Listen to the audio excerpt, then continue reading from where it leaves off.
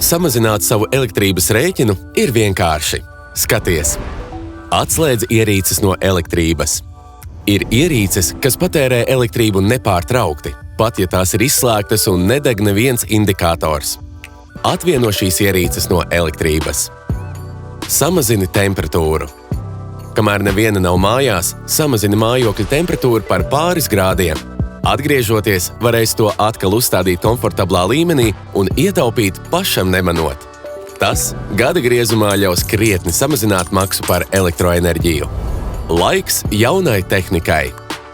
15 gadus vecs sleduskapis patērēs aptuveni 400 kWh gadā, kamēr jauna A-klases ierīce gandrīz 4x mazāk. Vairāk padomu elektrības rēķina samazināšanai atradīsi TET.LV slīpsvītra palīdzība.